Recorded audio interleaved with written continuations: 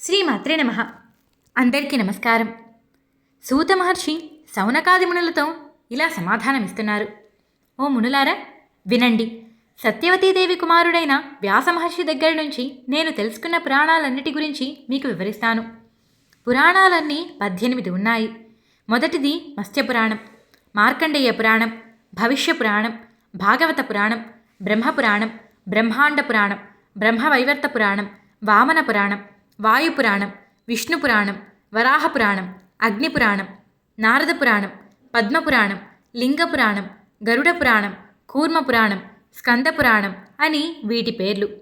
మొదటిదైన మత్స్యపురాణంలో 14,000 శ్లోకాలు ఉన్నాయి. మార్కండేయ పురాణంలో శ్లోక సంఖ్య 9,000, భవిష్య పురాణంలో శ్లోక సంఖ్య 14,500 అని తెలిసింది.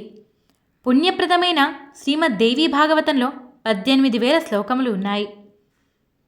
బ్రహ్మపురాణంలో శ్లోక సంఖ్య 10,000, బ్రహ్మాండ పురాణంలో 12,100 శ్లోకములు, బ్రహ్మవైవర్త పురాణంలో 18,000 శ్లోకములతో పరిపూర్ణమైనది.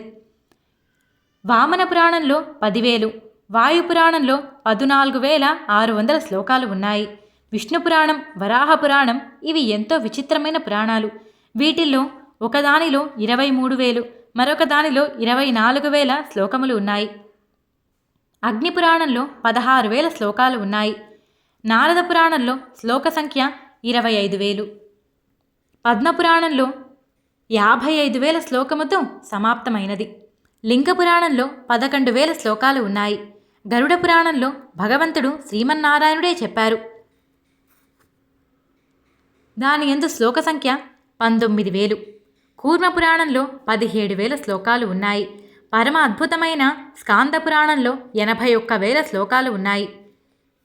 మునులారా, ఈ విధంగా పురాణాలు వాటి సంఖ్యలన్నిటినీ నేను మీకు వివరించాను. అలాగే ఉపపురాణాలు కూడా ఉన్నాయి. వీటిని కూడా చెప్తాను, శ్రద్ధగా వినండి. సనత్కుమార పురాణం, నృసింహ పురాణం, నారద పురాణం, శివపురాణం, దూర్వాస పురాణం, కపిల పురాణం, మనుపురాణం, ఉసనః పురాణం, వరుణ పురాణం, కాళికా పురాణం, సాంబ పురాణం, నంది పురాణం, సౌర పురాణం, పరాశర పురాణం, ఆదిత్య పురాణం, మాహేశ్వర పురాణం, భాగవత పురాణం, వశిష్ఠ పురాణం అని వీటి పేర్లు. వీటిని ఉన్నత శ్రేణికి చెందిన మహానుభావులైన పురుషులు ఉపపురాణాలు అని చెప్పారు.